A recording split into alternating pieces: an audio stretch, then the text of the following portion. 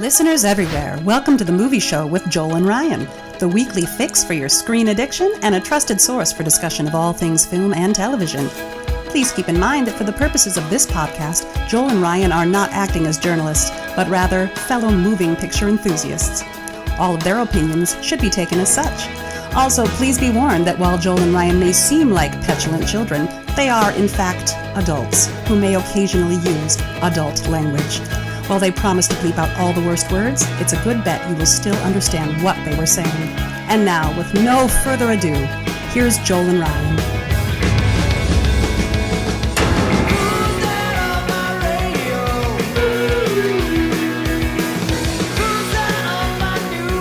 Hello, everybody. Welcome once again to the Movie Show with Joel and Ryan. I am Joel. And I'm Ryan. And we're so happy to have you here for another episode. This week and next week, we will be discussing the year that was. We will be talking about 2020, but not all of that other stuff of 2020. We will be talking about the good and the bad of celluloid 2020 and a little bit of 2019, because there's some 2019 stuff that we're going to sneak in there too. Still got to get caught up on that. Again, I gave this disclaimer last week, but same with this is going to be different because of what 2020 was. We all know what that is. We start back in sort of the fall Halloween time of 2019, and normally we would go kind of up to the end of the summer of the following year. At this time, we're just gonna go all the way to just a few weeks ago in the end of 2019. We're saving a lot of that for the very, very end. So maybe the end of next week's show, a lot of streaming shows that we all hunkered down during the winter and watched. We're just going to get it all in there. We're going to get everything we've seen sort of in there. Yeah. I believe, if you're here for to hear our thoughts on Tiger King, you can click off now, because we will not be talking about Tiger King. At least Did you even watch Tiger King? I did watch Tiger King. I didn't watch. I mean, I just couldn't bring myself to watch it. Yeah, there were those 2 weeks when it was all anyone could talk about, and a couple of my favorite podcasts were talking about it, and so we're like, oh, okay, and you watch it, and you watch it sort of semi-ironically. It is bonkers. It's weird, and then you're like, oh yeah, I watched that, and now months later go by, and you're like, ooh, and you feel that little moment of shame where you're like, man, I gave that thing like 8 hours of my time. I resisted temptation. I mean, for however fascinating it might have been, and it definitely captured America's imagination. It felt like another ugly American freak show, and I can't hand my 2 bits to the carnival barker for shit like that anymore. I just can't do it. Yeah. There's definitely an element of where you're laughing at someone, not with someone. Of course, and so it makes you feel dirty. Sometimes that's the world. I get it, but I didn't want to dismiss it entirely. But I resisted temptation, which I guess gave me a fleeting moment of pride. Sure. Those few months later, but that, of course, was as short-lived as anything. So, dear listener, remember about 60 seconds ago when I said we are not going to talk about Tiger King. Yeah, at least we can say we only talked about Tiger King for 2 minutes, and it's all we're going to talk about. And now we're going to move on. This is how you should approach this year in review, you guys. Just a little thing before we dive in, and we need to. Yeah. There's some 90 almost movies here that we got to get through. This kind of feels like our little preview episodes, but unlike those, which really don't have a lot of value after the fact because they're fun to do. It's fun to speculate and get excited about stuff. But when the movies come and go, then what we thought they were going to be like isn't as important ultimately as what they were. Yeah. One of us, at least, and often both of us, or sometimes both of us, have seen all of these, so our opinions should count for something on this. And this really should be a guide to you. We're going to try and put these in context so that you can decide what you want to watch when you're trapped at home for 2021. Right. Use the movies you've seen that I'm describing and our opinions about them to gauge how to judge our opinions about the stuff that you haven't seen, and you'll have a kind of cool viewer's guide. I think that's the idea here. It's really nothing more than that. We're not trying to sum up the year or anything like that. It's just one movie at a time. How did it hit? How did it miss? Yep. You know, but truly, I love movies, and I avoid watching movies I know I'm gonna hate. Sometimes one sneaks in, but Hmm. you Yeah, know, there, and I think, and looking at the list of the movies that we're going to talk about here, we've Ryan has so wonderfully divided them up into these nice categories here that we're going to be able to talk about. So yeah, so got to be something. yeah, Alphabetical order would yeah, just no, it, have it would us be. all swimming in it, not knowing heads or tails. So Yeah, this is nice though, because we'll be able to talk. We'll be talking about event movies, historical movies, period movies, crime dramas, things like that. So when you can decide what you're feeling like watching, hopefully will be a little bit of help. yeah, Do want to quick point out, you can go to especially the Movie Show with Joel and Ryan Facebook page. We have lost a few more beloved performers over the last week or so, and you can go there and see some of our thoughts regarding them. Um, yeah, more and on, but definitely more on them later. But yeah, but it's just, yeah, we have a ton of stuff we want to get through. So let's just jump right on in to the year in review 2020.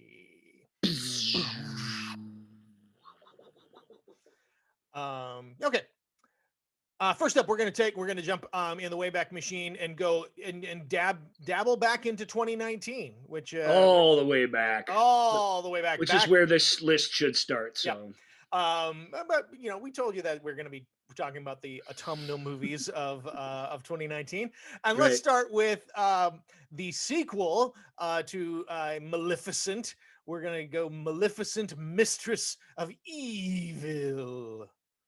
Yeah, it's a big, expensive Disney live action sequel to a decent enough, but still somewhat underwhelming original that Agreed. nevertheless made Disney some money. Not a ton, Mhm. not like their outside properties are making them, but still, the reason to believe that people wanted more of that. Um, all told, Mistress of Evil is a better, sort of more well-rounded film. It has a easier to hang with narrative and stuff, but I didn't. It suffers from all the sort of tonal mistakes and shifts that the first one did, and maybe even more so. Um, Yeah, I would agree. I would agree with that. I mean, yeah, it's very much in that same vein. It's very much a well executed sequel to that first yeah, movie. So if big you big love that scale first movie, fantasy with lots yeah, of cool design ideas, and if you really dug that first Maleficent movie, well then great. You're going to get more of that. yeah, and Um, without totally spoiling it. I don't think this is because I think we all know what kind of movies these are, but this movie goes from literally one moment everybody's trying to kill everybody else to somebody's getting married and all of the people who were just trying to kill each other are like celebrating together, mhm, and it's just like it doesn't it it right. it doesn't that doesn't work, and that's the worst tonal shift in that film, Yeah. which it's too bad it comes at the very end. But there are several of those where you're just like, bleh, but that shouldn't take away from the fact that it's not boring. It's visually splendiferous. It does have some things to recommend it, but Yeah.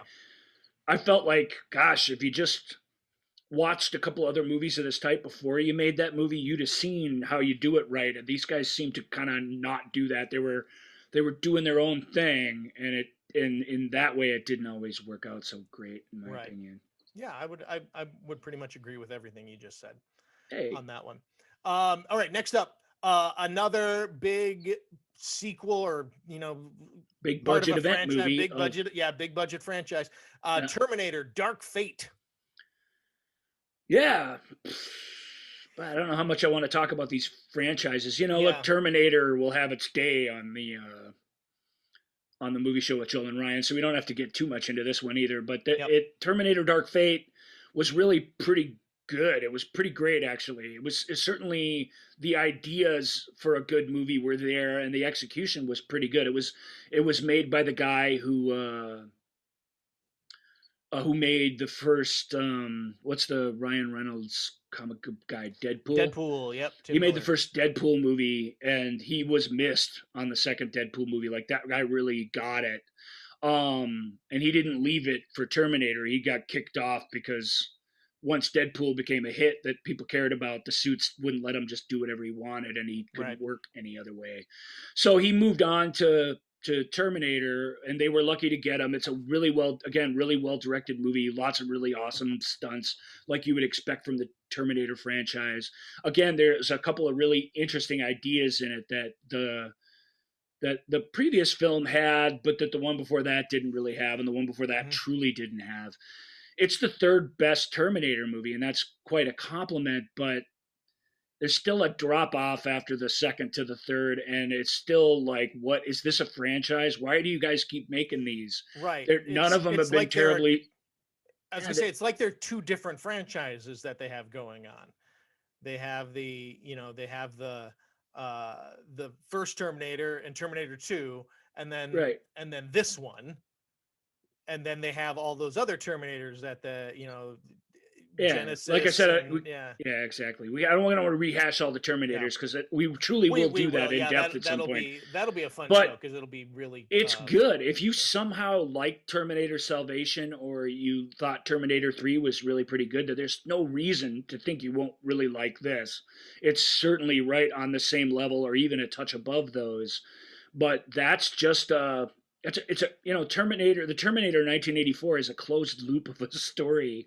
Terminator 2 is a unlimited budget remake of it with a couple of the roles reversed. There's not much new there, and Terminator 3 is just truly just a flat out not as good remake of Terminator 2, and they just keep getting more derivative, and as much as they try, each one tries to bring something new or different to the party, but with diminishing returns. Yeah, I liked Dark Fate. I was like, okay, good. I mean, hard to imagine it being much better, and yet it just kind of, I don't like to use this phrase, but it just kind of doesn't, like all the rest of them, it doesn't really justify its existence enough to be considered something like of a classic, unfortunately. Sure. But I don't want to diss on it. It is good.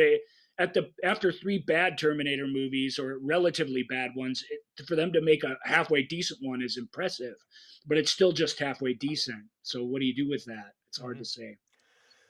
So next up is Roland Emmerich, who loves blowing things up and lots of special effects. Well, his big passion project that he's always wanted to do is a movie about Midway. Is that right? Did you read somewhere that was a big passion project? Yeah, that this was a passion project, and because it was like a passion project, and he has this reputation from all this other stuff for the types of movies he likes to make, he had difficulty actually finding funding for this movie. Well, that's not surprising, because this kind of movie isn't the kind of thing that sells. Take the original Midway back in whatever it was, 75, 76, something like that. That movie was a pretty decent wartime melodrama, but it was undone somewhat by the thing that film should have nailed was these big aerial dogfights and battles, and all it used was stock footage of actual World War II battles, which I could have lived with if they had enough of it. But of course they didn't, so they also used other people. They used footage from Tora, and basically the whole Universal and 20th Century Fox World War II archives. And that sucked, because you're like, I've seen that in another movie, like I've seen this everywhere, or even if I haven't, it doesn't fit or feel right. It was a weird choice at the time, and it didn't feel budgetary necessarily. It really did feel like this was a decision they thought would be cool, and isn't. Yeah. This Midway, it tells the same story basically, but it eliminates all the melodrama, the melodrama proper from it. There aren't these side stories. This is something Roland's pretty good at, juggling all these weird familial relationships and stuff while some major thing is happening. Yeah. We didn't really do it here. This really is about the soldiers. It's about the actual, war in the Pacific. There's a lot of cool information about that. But it feels a little because there's no melodrama, no love story, or no whatever to latch onto. It feels a little antiseptic. It's a big scale World War II movie about naval battles in the Pacific. We've had a lot of Pacific, Japanese versus America films, but they are largely take place on the islands. They're largely still combat movies. This is something different. And so, and in this day and age when nobody wanted to make a movie like that, it's kind of cool that he got it made. I like it, but I didn't love it. Yeah. All right. So up next is the final movie in our little autumn and winter events of 2019 films. Ang Lee's Gemini Man. Will Smith against Will Smith. Yeah, old Will Smith against young de-aged digitally Will Smith. All you guys who want to see Schwarzenegger de-aged and so that he can still be in all these movies, or just watch Gemini Man and see how it works, because it takes as much, of course the technology is always improving, but it takes as much care with this idea as I think a movie can. It really is. This is the important central idea of it. But it is still weird and a little odd and a little off-putting. And to make matters worse, they shot Gemini Man in 120 frames per second, which to my eyes is full. I popped in the 4K of, which I'd heard all this stuff. I was like, all right, let's see what this looks like. And I felt like I had my face pressed up against like a high-res security footage monitor. Like it felt, supposedly it should be real. Like in our lives, we see things at infinite frames per second, right? So the more frames per second, the better it should be. But I only got just about 15, 20 minutes into it before I had to pop it out and put the Blu-ray in so I could just feel like I was watching a movie. It was gross and disorienting, and I couldn't focus on anything that was happening in the story. I hated it. I've heard similar stories about the Hobbit films, which were also shot, I think, at 48, not 120. That, to me, that's just insane. It just looks like a science movie, at the IMAX or something. It felt too real. There's a threshold, and I can never remember its name. Joel's looked it up for me before, but I can never. It's like the more real something artificial looks, the less prone you are to believe it. Mickey Mouse on a steamboat is fake, but it's a mouse on a steamboat, and you're like, okay, I get it.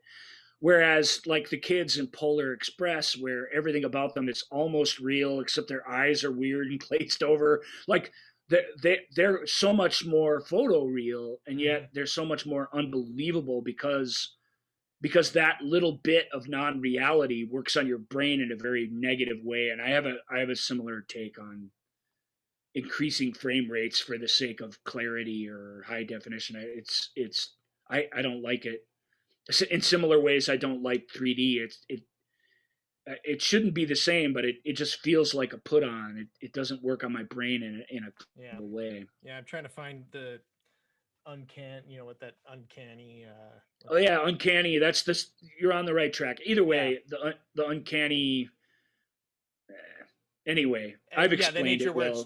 Where it's too real. It's fake. Perfect, it's too But it's so real that it's not believable in a way that something that just is artificial you can buy into because your brain is willing to accept that as a convention, whereas something that's and that's what young Will Smith is in this, really, really photoreal and well performed and captured and fits in his environment, and yet there's just something a little off about it, you know what I mean? And that's enough to make you kind of constantly question what you're seeing all the time. So whereas if he'd have just been Will Smith and Jar Jar Binks or something, you'd just been like, yeah, okay, whatever.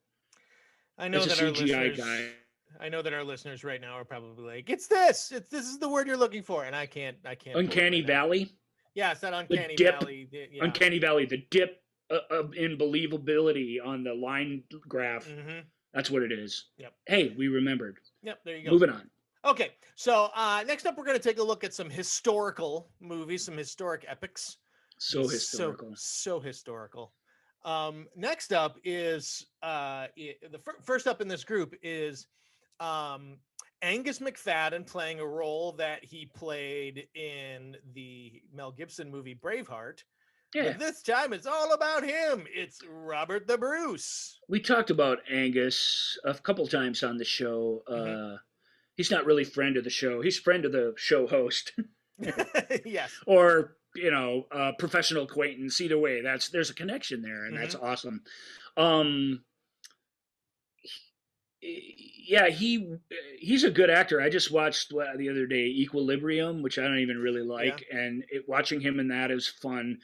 The older he's gotten, sort of chubbier and weirder, and he's sort of embraced the oddness of his inner self, I think, which I think he is sort of a weird guy in an absurd kind of guy in real life, where when he was a young man, he was working really hard just to be a good-looking leading man, which in Braveheart, even though he's not, he fills that role of the romantic hero in a way that even our actual hero doesn't. It's a really nice reversal, that they're pals and then they're not, and Angus plays the conflict of that really, really well. Braveheart's not a very nuanced film, actually, but that's one of the neater performances in it, is Angus McFadden as Robert the Bruce. Agreed.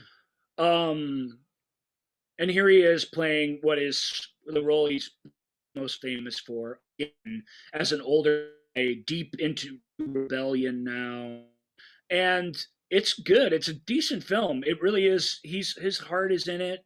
It sells itself. It's got a couple little battles and stuff, but it's not a sequel to Braveheart at all. Right. Even if that's what the marketing guys want you to believe. So just take a step back before you think it's that. It really is this episode where he was injured after a big battle and is nursed back to life by some of the people of Scotland. Just people, and the way he connects with those people, and it's really the story of that, how he connects with these common folks and what that drives him to do next. We've seen his story told in Outlaw King as well. That's a better movie than this. Yeah. But this really does have the guy who was meant to play Robert the Bruce back in the role, and there is genuine power to that. I was predisposed to like it because I like a historical epic that's not so epic. Like, I really think those are neat. But I don't want people thinking it's not Braveheart to scale at all. It's a little episode from this guy's life where he's questioning himself, and it's a very character oriented film that's quite lovely, actually. So I recommend it with caution. Yeah. If you're up for people talking in kilts, then that's a good couple hours for you. Yeah. That really is Joel cutting it to the bone. People talking in kilts. You like kilts? You like right. some people talking about aspirations? There you go. Hey, let's go on that.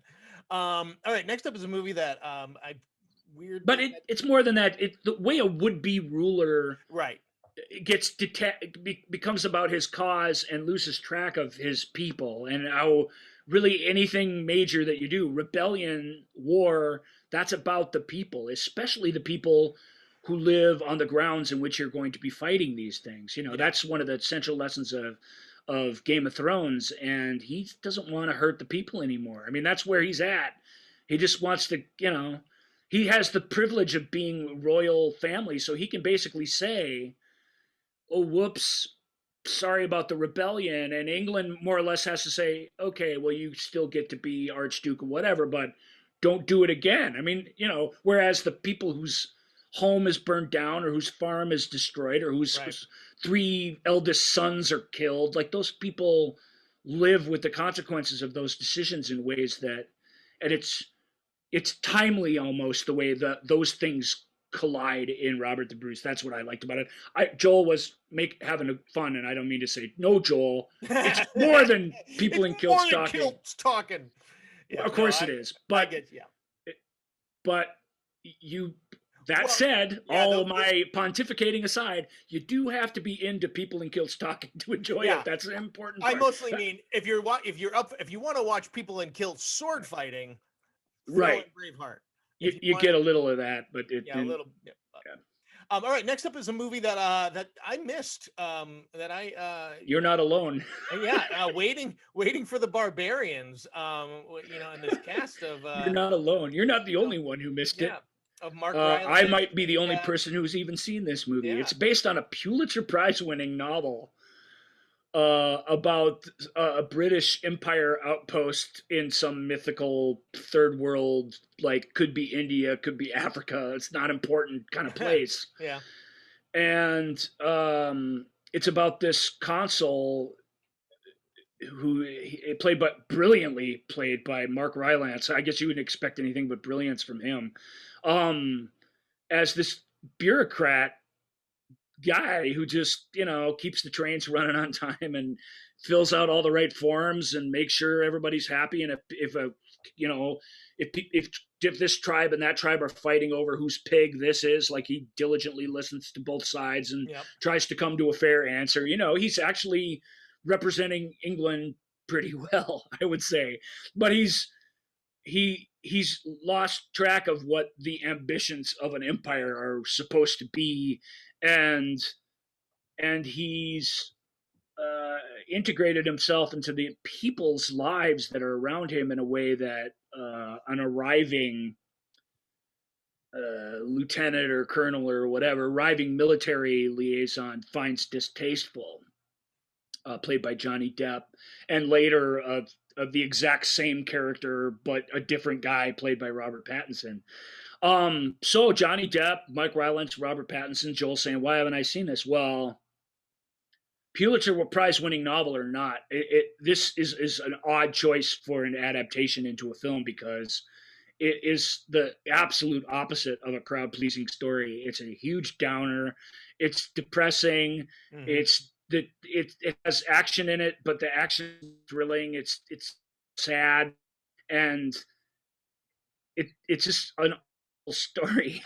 and it's cinematic because it's in this exotic land, and it's shot in widescreen and everything. But the novel, I'm sure, and I've never read it. I'm not out reading Pulitzer Prize-winning novels very much. I'm sorry.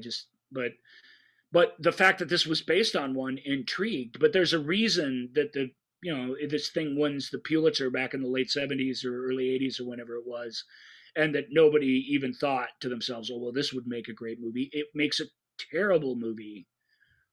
It's also tough to just entirely dismiss. I like watching weird things out on the fringes, and here you have one with some preeminent people involved, and everybody's working real hard to get the message of the novel across, which I think it does, but it ends up being kind of a message movie.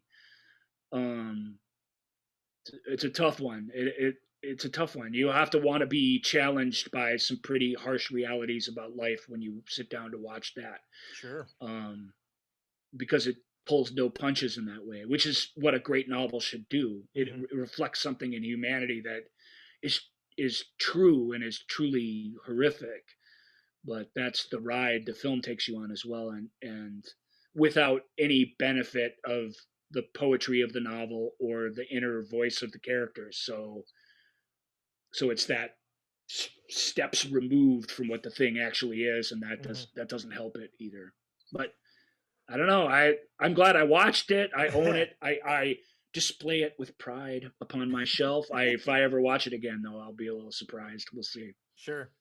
All right. Up next is a movie about Madame Marie Curie. Yeah, the first of a lot of these are streaming only because they just didn't, made by big studios or not, they just didn't bother to come out in theaters. I guess this is another one of those too. It's a working title movie, so it was meant to have some limited theater run, but it ended up as an Amazon exclusive. Called Radioactive. Radioactive. Yeah. Rosamund Pike as Madame Curie. That's outstanding. There's no more sort of cold-blooded and lizard-like person acting than Rosamund Pike, and yet she's really good at sharing these little cracks in the armor with us and stuff. So she's a outstandingly cast in it. But it's a biopic about, you know, early 20th century science, and it definitely has a love story in it, which is groovy. It's got a big parade of really cool actors in bit roles throughout her life, but it's a biopic that takes place over like 30 years or whatever, and it's that kind of movie.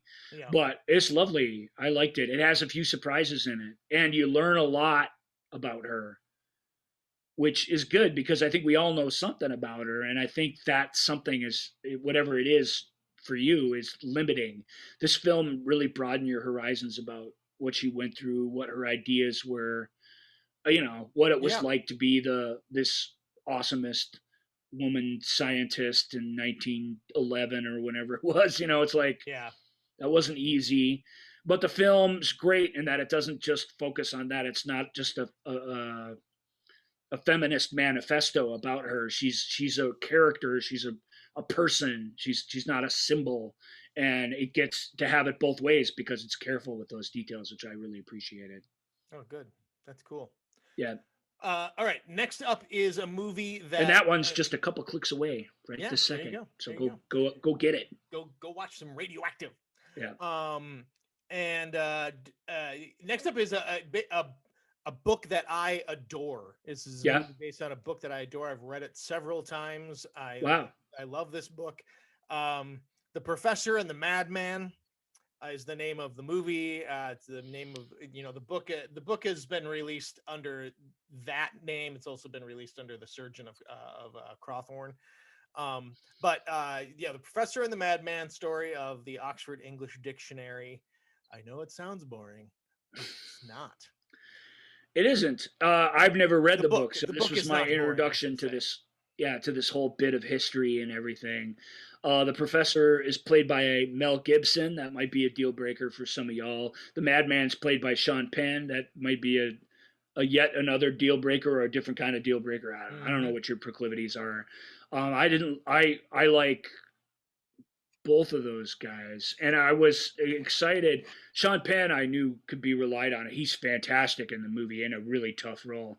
But in the showier role, I was excited to see Mel Gibson in a movie with a madman where he wasn't the madman. I really was like, good, okay, this is nice. I want to see this. And he does a really, really great job.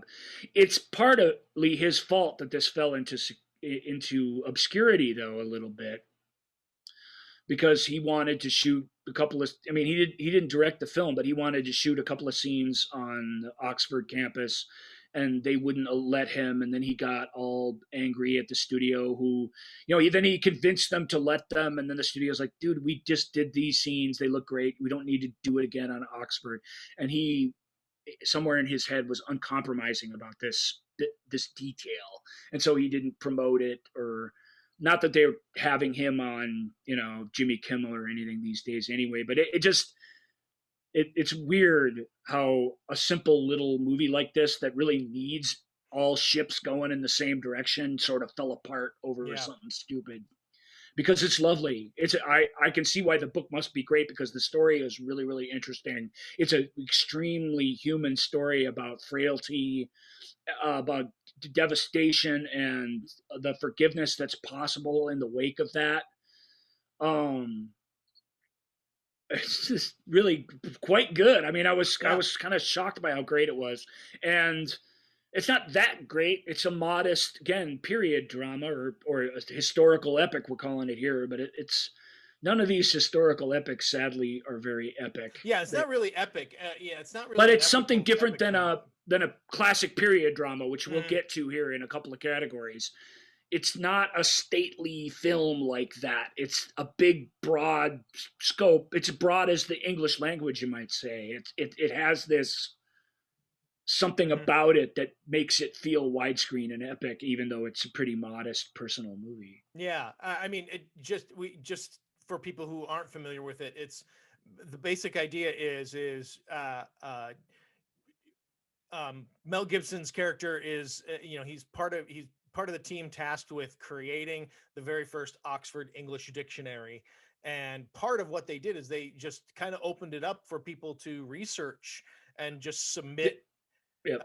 submit, origins. They were smart guys, and they show this in the movie. They did the math on what it would take to do this, and the only way they could see to doing it was to say, everybody, whoever wants to be part of this, submit your words, your definitions, the origins, whatever you know, send them here. We'll sort them out and put them in the book. And that kick-started this project in a way that it had been started and abandoned dozens of times before. Yep. And so, and then there's one person that is an incredibly prolific submitter.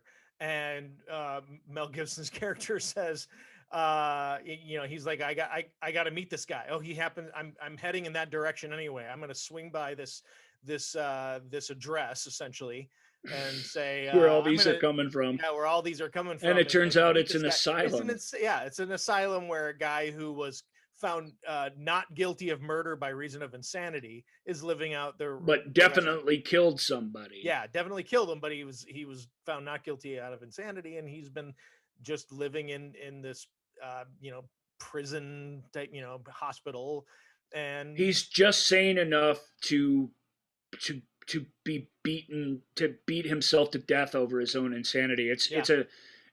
Penn is really, really great at getting at the heart of what that is.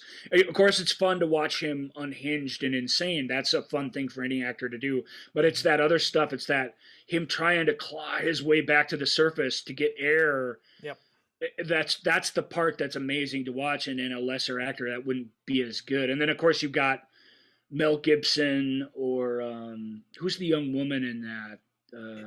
It is because she's extraordinary in it as well. It's Natalie Dormer. Natalie Dormer, yeah, she plays the widow of his victim, and that's not an easy role to do either. And Stephen Delane's the other guy I would mention. There's a bunch of other well-known great actors in it, but he's plays the doctor at the asylum. I think those four people really.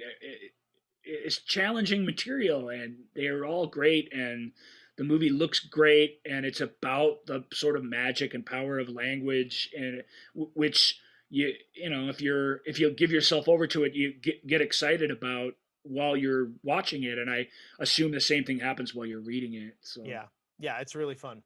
All right, that's a cool movie that not a lot of people have even heard of, let alone seen. So yeah. All right. So next up is The Aeronauts, which is another based on a book. This is Eddie Redmayne and Felicity Jones. Felicity Jones in hot air balloons. I love this. I mean, I'm a sucker. So that, just so you know, I'm gonna just talk about how awesome this was, but you got to take it with a bit of a grain of salt. There's nothing I love more than a Victorian era adventure tale, and that's just purely what this is. It's based on a real event, but it's just based on a real event. There's not hardly any reality in this thing at all. And and people were really hard on it because of that. People, I don't think it's so much us Generation Xers much, and it's definitely not the baby boomers, but millennials and other people younger than us, they really don't like when you take the history and just make a bunch of stuff up. They get upset about that. This guy that Eddie Redmayne plays was this pioneering scientist who did in reality take a hot air balloon ride to be the person who went the highest in the world by far, further than any other human being did at the time. And he had an assistant with him who was this other scientist who was this diligent guy who was credited with saving his life a couple of times on that mission alone. Well, they replaced the other scientist, who was a real person, with a circus sort of town carnival hot air balloon acrobatic performer played by Felicity Jones, delightfully played by Felicity Jones, who's the star of this movie. Eddie is great as the uptight professory guy or whatever, but Felicity's she's a superstar. She's the action hero of the movie. And and they're great together, and it's fun, and the vistas and stuff. And even though the movie spent primarily only in the back of a hot air balloon, it's cool and wonderful. It takes you to a place that you just can't go as a person. It's all those things you venture to be. And they will very wisely flash back to dinner parties and all these other little different things. So you're learning about them while they're on their mission. It's a cleverly told story in that way, but it's not overly complicated. It's a simple story. Sure. And each little task is clearly defined, and so the action is very goal oriented, like Mad Max Fury Road. It's 2 hours of action, but you're always clear about what so and so is trying to do during this moment, and in a way that action where it just duke 'em out action is sort of doesn't have that meaning much anymore. So right. I loved it for that reason too.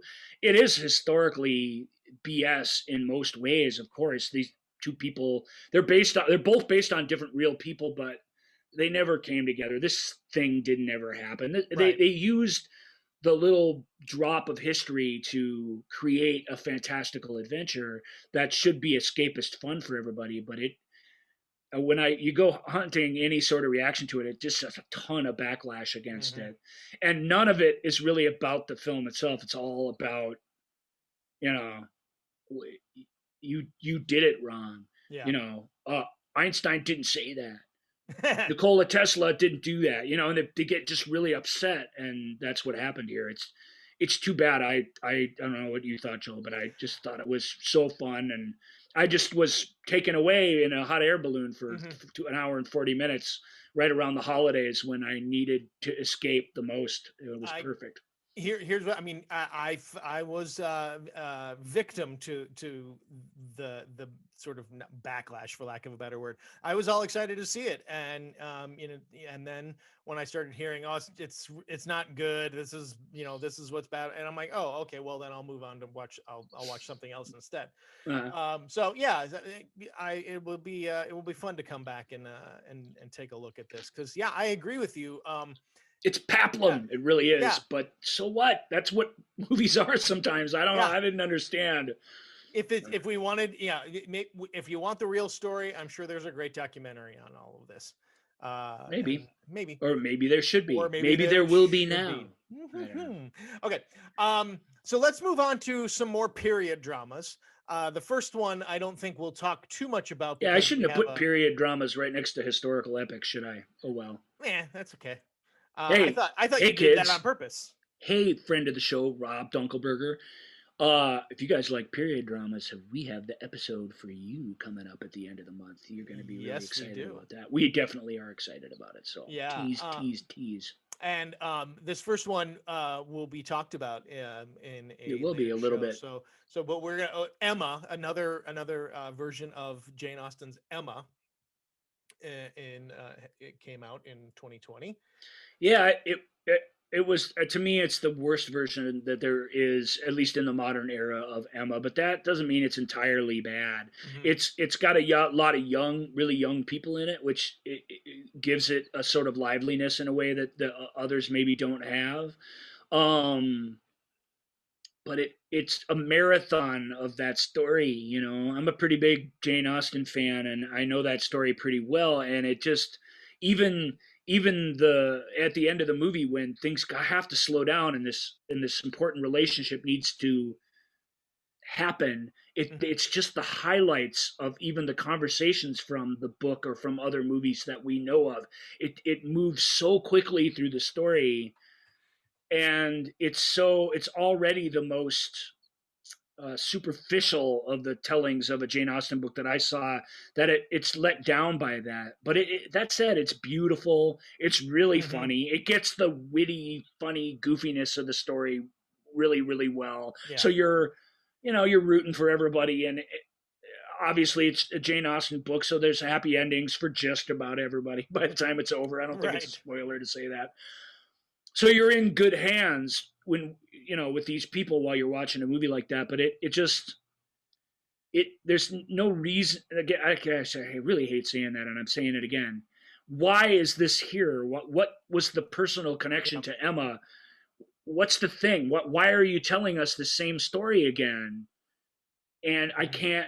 The film doesn't answer that. It doesn't have an answer for that. It does a nice job without doing a great job. And the thing that's really missing is that the answer to that question. Why? What's your take on this? What's compelling you to give us Emma again? The film seems to lack that, which it has to have at this point. If you're going to tell the same story again and again and again and again, why? What's your, last week we were ripping, or at least I was ripping on Little Women for just messing about with the whole Enterprise. I was frustrated and put off by that constantly. But at the same time, at least I can say, this is why we're doing this Little Women. That's clear in that adaptation, right? Yeah. In this, it's just kind of not clear at all. Yeah, it's weird. Just Emma again. First-time director, Autumn de Wilde. It was her first. She did CD covers and it's a lovely film. Yeah, like you can tell there's the design aspect of it is really special. That's what it looks like. Mr. Wilde's,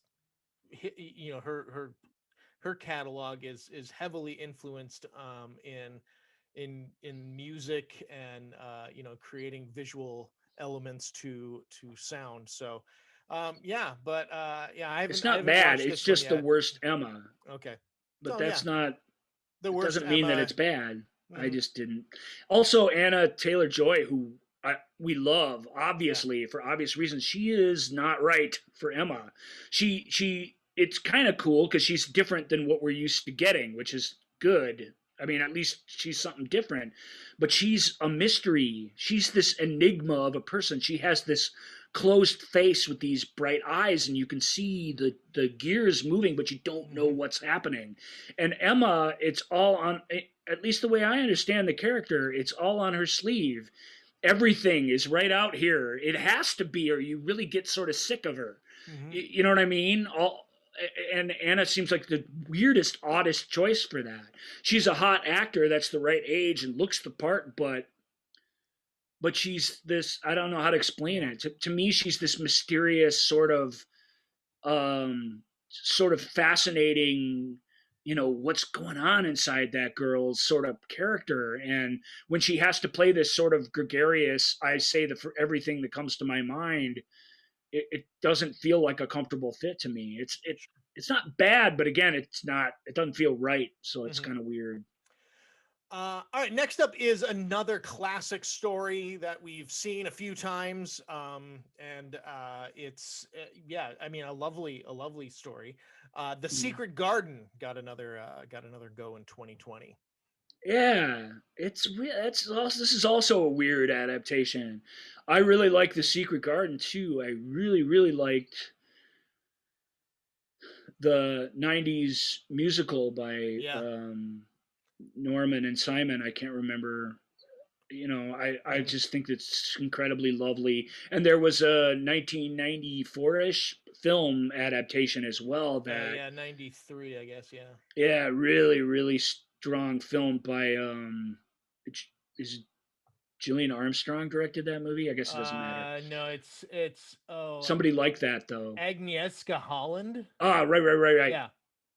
Am I saying that correctly? I hope I'm saying that correctly. Close. I mean, I'm not sure. I haven't heard it out loud many times, but it's pretty close. That's a great movie. This movie's kind of different. It's different. It's different. It's different in that it's sort of, I don't know. I'm sorry. It's a light family movie. If you're a little girl, I mean, you should really love it. It's still primarily a girl's perspective, which is important for any adaptation of this, but it has this, I went online and people were complaining about it who loved the novel, and the recurring theme was the garden is not magic. That is not the point.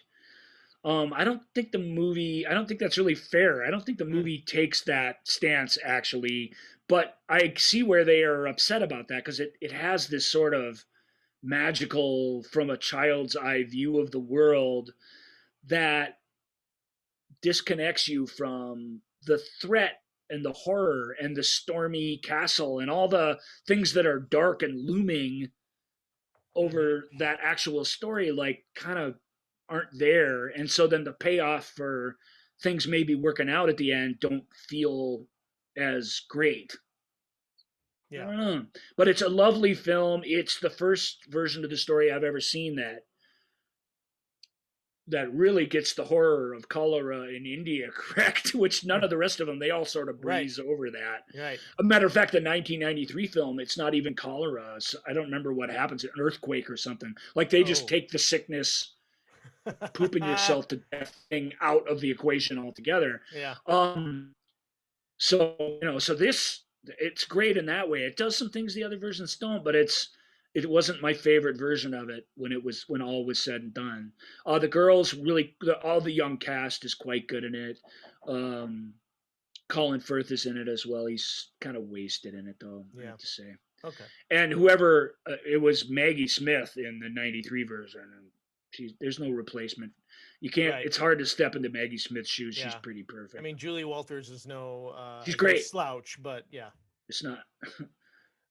That character has been played to perfection. Since they had Maggie Smith, they sort of eliminated the brother character and just had her be basically the central antagonist of the whole thing. Sure. Which I lamented the loss of that character and that dynamic, but I get what they're going for. Just in a movie, let's have all the negativity surrounded by this one person, and since we have Maggie, we'll be fine. And they were pretty much right about that. So, but I've confused all the Secret Gardens for you guys. I'm sorry about that. This new one's lovely. I prefer the earlier one because I just feel like it's the mystery and the spookiness, the moodiness of it all is better captured in that. But there are these scenes where the girl is just chasing a dog and trying to make friends with butterflies and stuff. I mean, it's neat. It does have a magic to it, a simple magic to it, which I appreciated. Mm-hmm.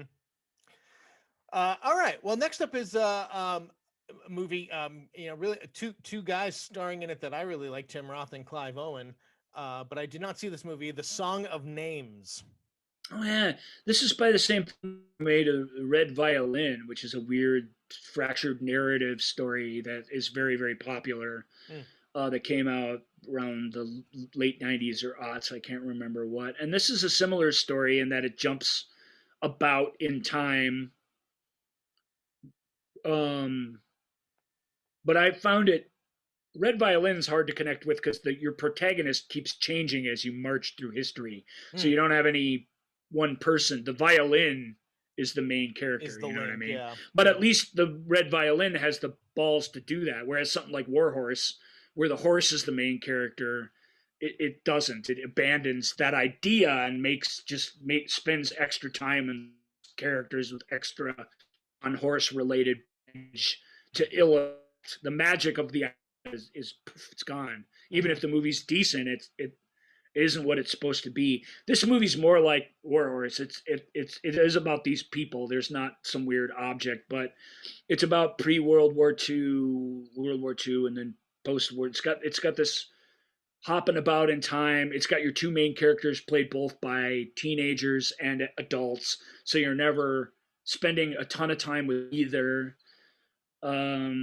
But if you like that kind of story, if you like a story sort of about music, if you like impenetrable characters that don't do anything that necessarily makes sense to you because they're geniuses or they're savants or whatever, but that's basically Clive Owen's story in this. And Tim Roth plays the dogged friend who just wants answers, wants to know why all this stuff happened.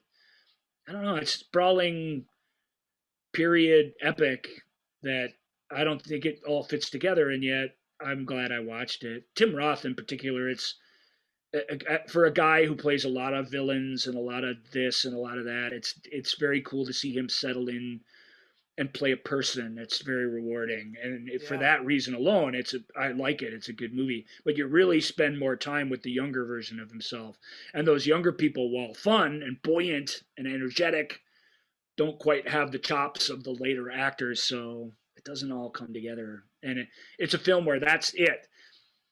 If you made your film a puzzle, then at the end of the thing, the pieces have to fit. If they don't, you sort of failed, I guess is what I'm saying. Yeah. I could have just started with that.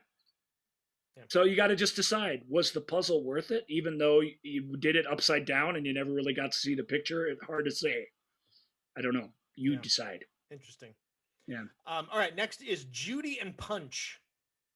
Not Punch and Judy, but Judy and Punch. Take that, people who don't like feminist revisionism. Look whose name is first, you bastards. I don't know what to say about this. It'd be a good, really good stage play. It felt like that's what it was, actually. If you really could do the puppetry right, and you know what I mean. It's an Australian movie. It's Mia Wasikowska, whatever her name is. She's Australian. You wouldn't know it from all the British chicks she plays. Wasikowska. Yeah, she's great. She's great in everything, and of course she's really the modern queen of period dramas. She's in one of every 3 that is made. But this is a weird story. It cast Punch as a brilliant puppeteer, but a sort of drunkard loser.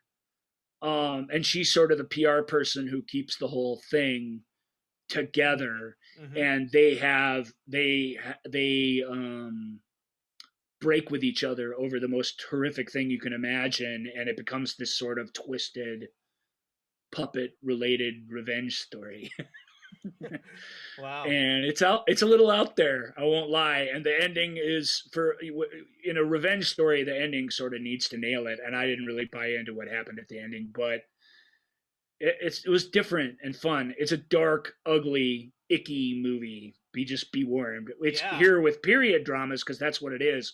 But there's no young lovers to latch onto. The lovers are old and senile and get hung for being witches. So it's sad and frustrating. But there's a darkness about people that it's trying to get to, and you do sort of feel, we haven't come that far from these witch burning days, actually, when you watch it. And I think that's the point of it.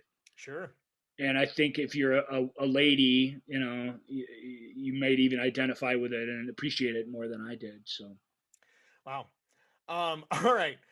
Next, it's different, or it's based on a graphic novel or a play. There's some sort of source material for it, but it's cool. I dug it, but I didn't love it because, Jesus. Yeah, I mean, glancing through it here, it is very brutal sounding. Yeah. Exactly. All right. I just wanted to see if I can find the source material. But hey, anyway, here's a bunch. We just went through a bunch of historical dramas and period dramas, a lot of which were written, adapted, and directed by women. That's true. Yeah, that's true. And I don't want to be like, way to go, women. That's not really our place to say that, but that's just a scant 10 years ago. That's the woman directing one of these was rare. We talked about Secret Garden. Last week we talked a little bit about the 92 or 94 Little Women. Those were made by women too, and it for the good. But it feels like Hollywood's starting to learn the lessons of that, and that we're starting to get, not just with period dramas, but particularly with them, we're starting to get that perspective more, and that's I value that very much. So. All right. Next up is last one in this category is the personal history of David Copperfield. Yeah, this is sort of out of order because the later in this list, I believe, is The Death of Stalin. This is the movie that guy made after The Death of Stalin. Death of Stalin is a couple years old, but I saw it this year, so deal with it. We're going to talk about it this year. This was his reward for that movie being so kind of off the wall successful, despite being a really odd matter for a British chamber farce. Yeah. And yet it works brilliantly. This movie is a proper British country farce, and it's so there's no mixing of genres in it. He's basically taking a movie that's winsome and it's sort of adventure-y and coming of agey and extremely British, Yeah. And he's just doubling down on all of those things. So where this was sort of whimsical, his is just bafflingly, ridiculously, goofily British. Right. And it makes for a breezy night at the movies. It's an extremely enjoyable movie, Personal History of David Copperfield. Dickens's plot is still there, and that is worth its weight in gold. And yet it has this big, broad theatricality placed on top of it. I prefer Dickens more straight up. I'm a traditionalist, I guess, but I didn't hate this at all. I felt like even though it blew the top off of it in a lot of ways and almost satirizes it where it can, it still gets to the heart of what Dickens was after. And if you can still do that, then you got the Ryan seal of approval. And beyond that, it's just, if you like period dramas and you don't mind men in tights and people talking in heightened English and being goofy, I mean, and wearing really brightly colored like circus costumes and yelling at llamas or ostriches. I can't remember which is the offending thing. Anyway, it's fun. Yep. It's a fun movie. It's of the period dramas here, it's the easiest to wrap your arms around and really love. Yeah. The he that we have referred to a couple times is Armando Iannucci. Yeah. Who really clearly a really talented guy who has not quite hit a home run yet, but you can feel that it's coming. You really can. You could argue that his he hit a home run with Veep. For HBO, but in terms of a movie, he hasn't nailed it. But and as great as Veep is, and that's got all the beats and all the madcap zany fun that both these films have, but he's clearly interested in style and in a cinematic setting, form and style that Veep really doesn't have at all. Suddenly come to life, and you feel like he's working toward what should be a work of genius, I think. Yeah. And maybe that'll come. It's not quite Personal History of David Copperfield, but that's pretty great. Yeah. For what it is. Excellent. All right. Next category up is we're going to talk about, we have, let's see, 1, 2, 3, 4, 5, 6, 7 classic suspense films. Classic. That sort of in the Hitchcock sort of sense. We don't mean all of these take place in a classic era. No. These are sort of structure-wise classic suspense films. First one up is Loose. Loose is these suspense movies, it's good because I've been way too long-winded in the show already, but it's good. We're going to blow through these because they really are what they are about. It's as simple as that. That's what a suspense movie is. And then it either gets the feel of the thing right and it wins, or it doesn't and it loses. That's the end, basically. Loose is the story about a couple of white liberals who adopted a black child and have raised him to be valedictorian in his high school. And yet something might be off about him. Is there? Yeah. We're not sure. Is that disconnection that we have culturally, racially, is that making us not understand our own son? His teacher sees something in him that might be dangerous. And the teacher's played by Octavia Spencer. And it really becomes the story of this teacher and this child in this healthy suburban setting where he gets good grades, trying to bring each other down. And you don't know why fully. And it's awesome. It's really good movie. Our buddy Tim Roth again. Naomi Watts is the parents. I already said Octavia Spencer. Who's the young man? Kelvin Harrison Jr. Yeah. Really good, Kelvin. I may have seen you in something before and don't know it, or I'm seeing you for the first time. Either way, a tip of the cap to you. He's got to carry the film, and he does. And who's the young woman, the Asian girl, his sort of ex-girlfriend in it? You should see her name there too. She's actually not popping up here. Hold on, give me a second. She's famous for a TV show. Andrea Bang. Andrea Bang. Yeah. She's famous for a TV show that I don't watch, but she is only in the film a little bit, but powerhouse performance. Everybody should pay attention to what she does in the film. Again, I can't really spoil it, but Well, yeah, I mean, it's a really intriguing and really intriguing plot, really intriguing twist. I mean, like not twist isn't the right word, but the take on the plot of it. This, you know, it's a messy story that doesn't have an easy resolution, but I thought Loose, for what it was, very small, intimate film, was really, really good. And just to Andrea one last time before we move on, you know, we see a lot in Ryan Murphy stories and Shonda Rhimes stories. We see people who've been tortured, who've been through a traumatic experience. Just the tears flow, or they go crazy and start shaking, or blah, blah. And that's not off the mark for everybody, so I don't want to completely delegitimize that, but watch somebody, at least in my life experience, and I've heard more of these stories than I wish I ever would have, but watch somebody recount a tale of abuse. You can go back a few episodes and watch somebody do it, even in a small way, right here on our show, and see if they relive it in the emotional moment. They don't. They cling to the moment that they're in with all their life and recount it in a way that's almost void of emotion. And that is terrifying and scary and rings true. And Andrea, just home run, girl. Amazing to me. Cool. I'm really, really impressed by the truthfulness and the kind of bravery of that moment. So good job. Cool. All right, next up, The Burnt Orange Heresy. I love that title. I love that. It's great. It's a title within a title. It's the title of a painting that is sort of the subject of a heist. Yeah.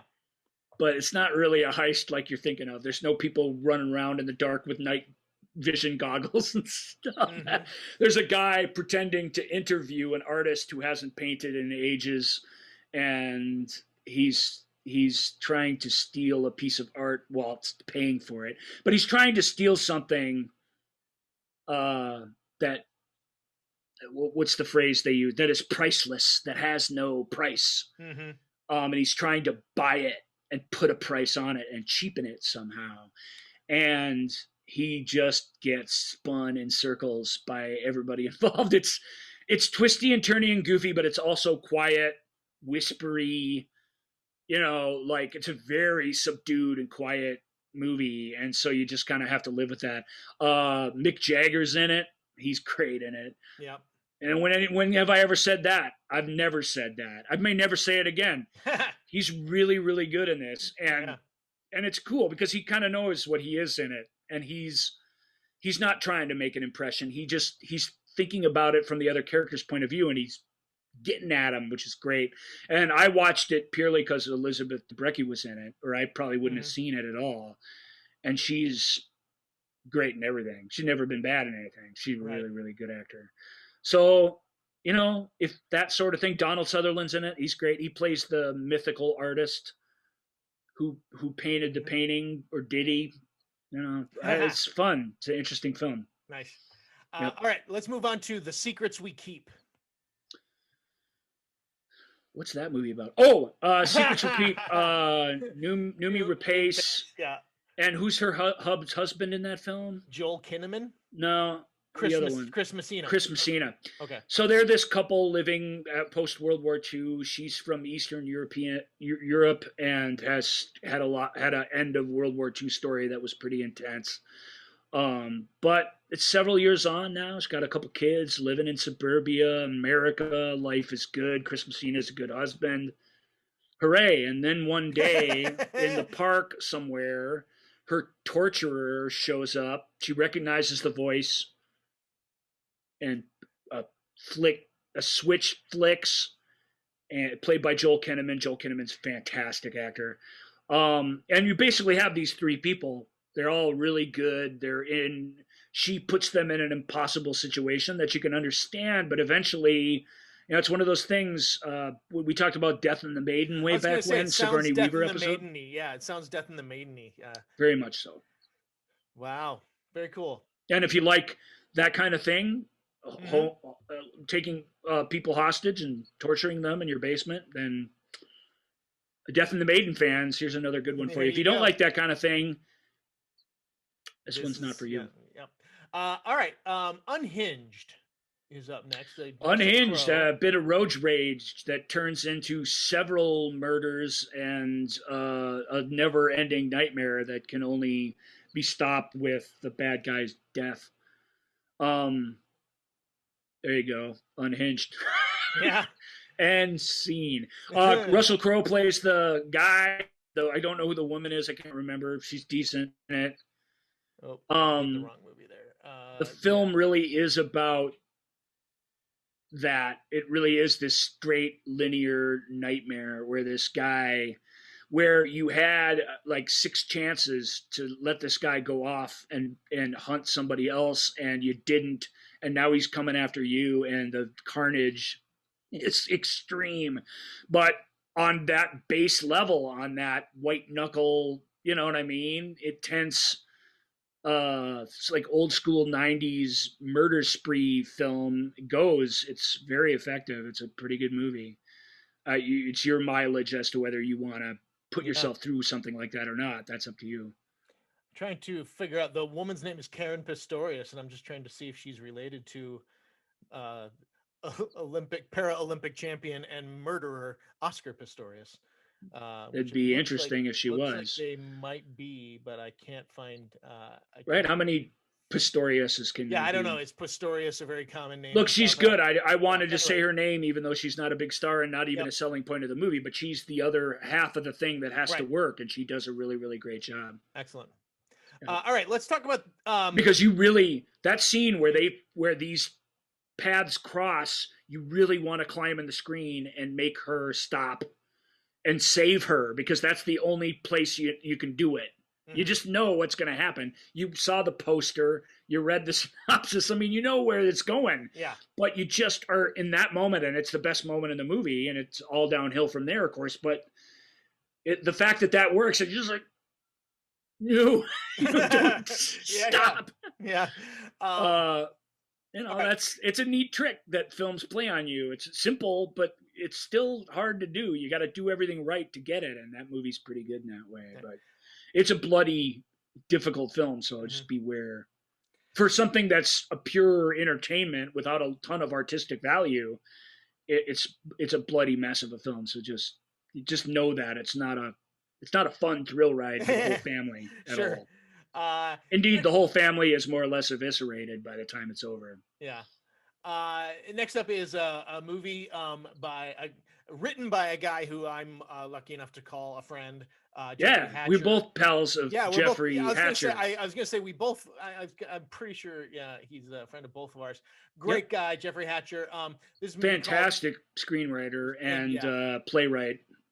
And this is The Good Liar with Ian McKellen and Helen Mirren. It's great. The Good Liar is great.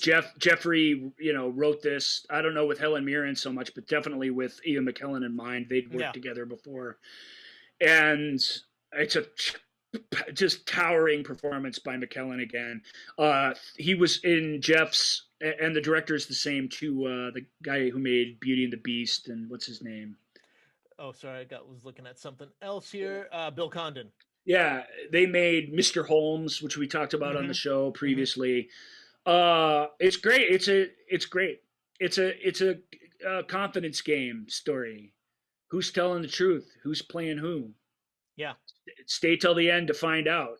It's also these two, legends of the screen, as these senior citizen main characters, which is not the kind of film Hollywood wants to tell anymore, but he wrote a mean script with lots of turns and surprises. If I have a criticism against it, I tend to not like thrillers like these, where to really get to where we're already at, you have to flash back to some other moment in time and show all this stuff. That annoys me. But it isn't the first movie to do that. It's the 1,021st movie to do it. So I'm not gonna criticize it for that. I wish it could have been tighter. I wish that story could have been told in the eyes and not in some elaborate background scenes, but I guess it couldn't, so whatever. Sure. It's still great. Really, really good stuff. All right, next up is another movie based on a book I thoroughly enjoyed, but I did not see this movie because I heard the movie was if you I specifically heard if you read the book, the movie it will be horribly disappointing, and that's The Goldfinch. I never read the books. I don't read books. All Yeah. you book reading jerks can just, you Yeah. know, we don't want you here. Go someplace else. Go listen to a book podcast or something. No, I'm just kidding. No, I did. Yeah, I mean the book won several awards, and so that's what for fiction. All I can say, I yeah, checked it's it out. considered a fantastic modern book.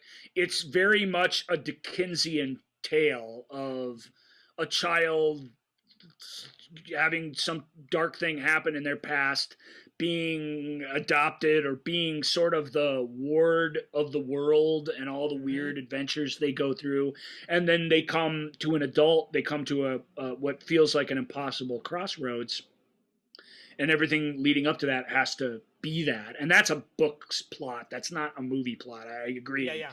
But I felt when I was watching the film like I was reading a really great book. So as someone who didn't read the book, Roger Deakins shot this thing. The main character is played by two extraordinary actors that really do connect all the multi-generational story here. All the futures and past people really are the same people in a magical way that is really difficult to achieve in films. We talked about these previous versions, Song of Names and some other things where that didn't work. It works like a charm in Goldfinch. Otherwise, I don't really want to talk about it. I felt it was very Dickensian, and yet it was very modern and had a very like it was both that kind of story in a classic sense, and yet it was a step outside of it and able to comment on it as well. So it had all this extra power. But again, you got a main character. I didn't read the book, but the book has to be first person from the main character, right? Yeah.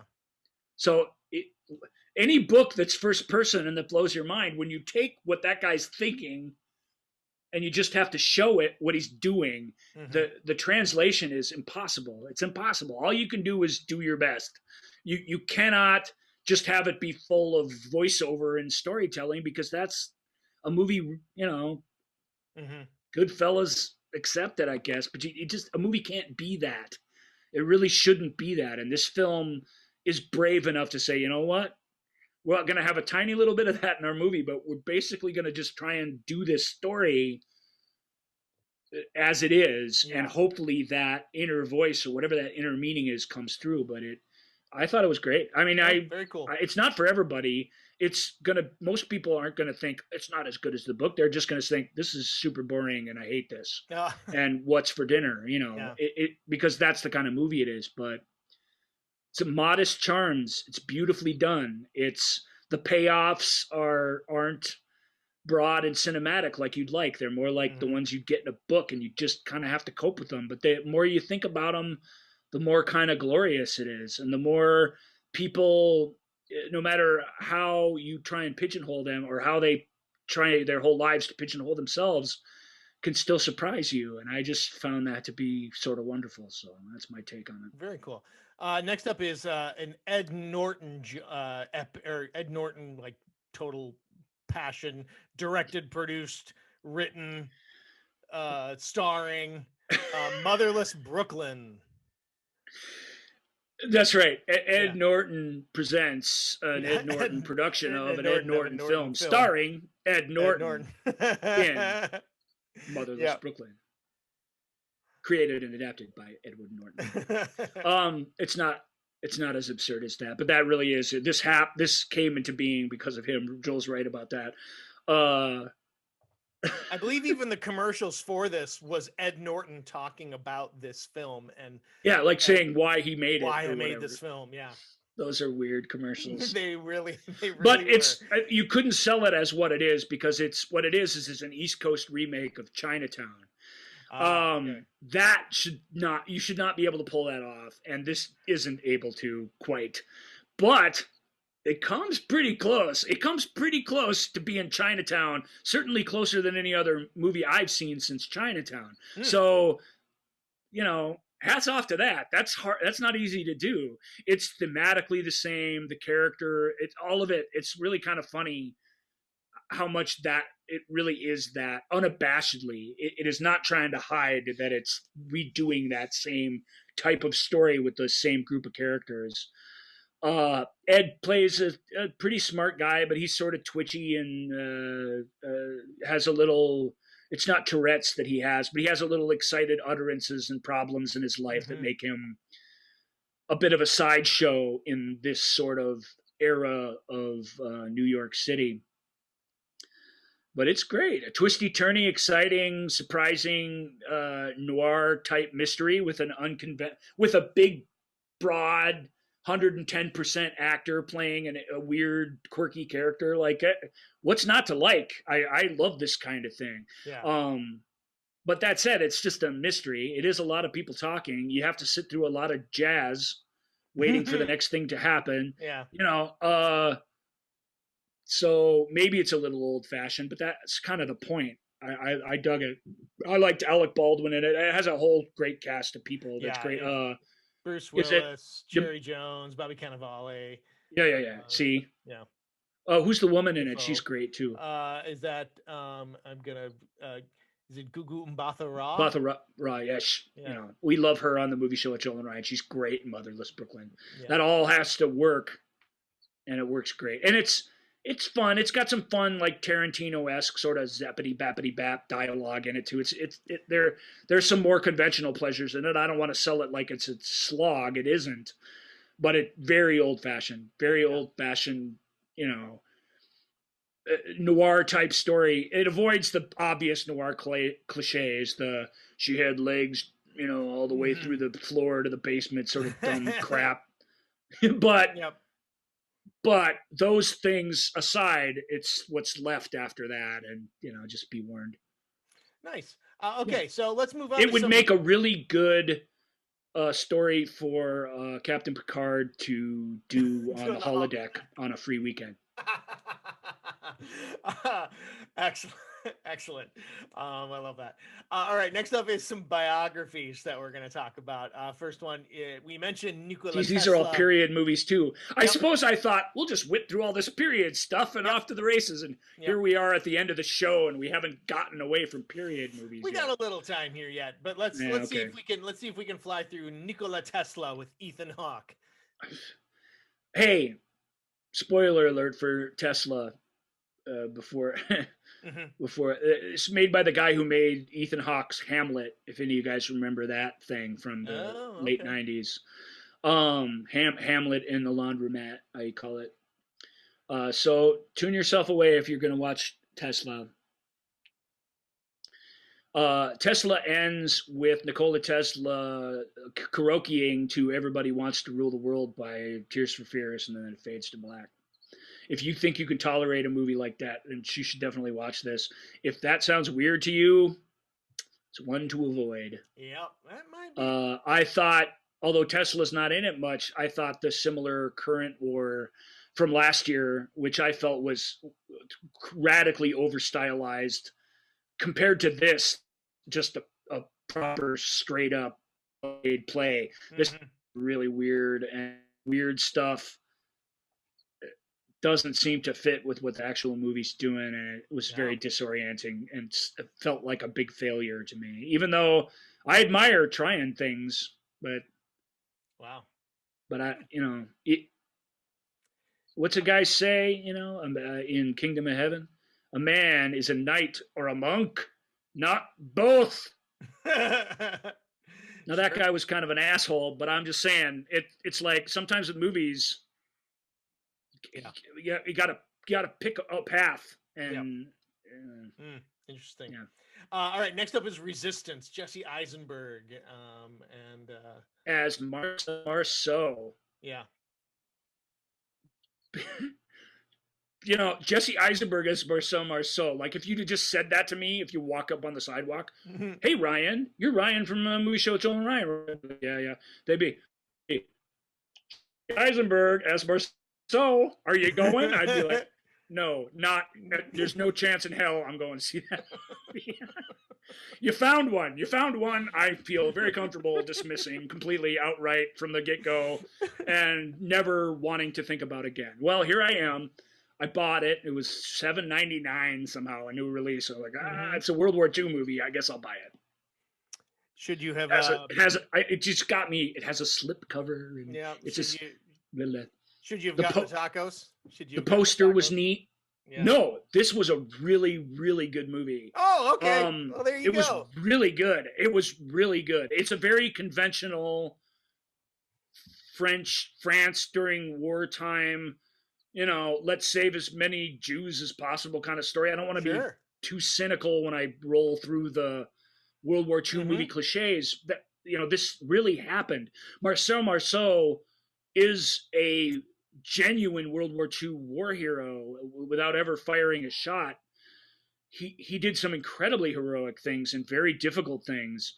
And it's part of his, we know him more for his yogurt commercials, which just shows you how, and I think he'd have it that way. Yeah. He's not around to ask anymore, but I think he'd rather be known for the yogurt commercials than whereas the war, it's kind of like, we all did the best we could. There's a humbleness to the character. It's fantastic. Eisenberg is really, really good in it. When he's doing mime, he's extraordinary. When he's running through the woods from Nazis, he's equally extraordinary. There's only a handful of guys like him. There's a handful, but there's still only a handful that really could do this and would be attracted to a project like this. It's a World War II epic in all the ways you think. Big vistas, big invading armies, people trying to escape Switzerland. It's got all that and drama in it. Intense personal sacrifice. It's outstanding story about heroism. I was shocked by how well I liked it. It's not the best of its kind ever, but it was the only of its kind to come out in the last couple of years, and it's fantastic. So I recommend it for sure. Cool, very cool. All right, let's move on to Mrs. Lowry and Son. Yeah, this is about the fine artist, Mr. Lowry. What's his name? Are you looking this up? He's a British artist. It's in classic Ryan-ness. I recognize the art without knowing the artist. So L.S. Lowry. Yeah, so I very award-winning, famous British painter. And this is the story about him growing up with his mom, taking care of his mom, trying to do his art, working as a clerk. That's what they call it in England. Yeah, clerk. In a downtown firm. We never really learned what that is. Yeah. That's what he does for money. So this is based on a play, and it feels very stagey. It feels like the scenes where you go outside were just made for the movie, and the movie really does just take place in Mom's bedroom where he's taking care of her. And who's Mom in it? It's Vanessa Redgrave. Yeah, Vanessa Redgrave and the Timothy Spall. Timothy Spall's played a couple of great British fine artists actually in his, So he's brilliant in this part. And really, Vanessa Redgrave looks a lot like the dude in real life. Boy, Timothy Spall does. Yeah. I mean, good casting anyway. But if you need to cast a guy who doesn't really like talking and, somebody who has to do all the work in between the lines and stuff. And it's a good movie. I don't want to get into it, but he loves his mom. He takes care of his mom, and his mom doesn't believe in him at all. Doesn't believe in him at all, and lets him know every second. And yet she's not some evil shrew of a woman. But there's this heartbreaking moment in it, and this will give you an idea what it is. There's this heartbreaking moment in it where this high society, semi-high society, well-dressed really only lady who lives on their block visits for tea while he's out working, and she likes one of his paintings, and it's a painting he gave his mom for her birthday when he was a young man and that she hated. And now she suddenly likes it because somebody she wants to ingratiate herself to likes it. Yeah. And hypocrisy of that and the harsh reality of what that is, and to watch him try and be okay with it. Well, she likes it now. I mean, there's no internal dialogue, but you read it all in the scene.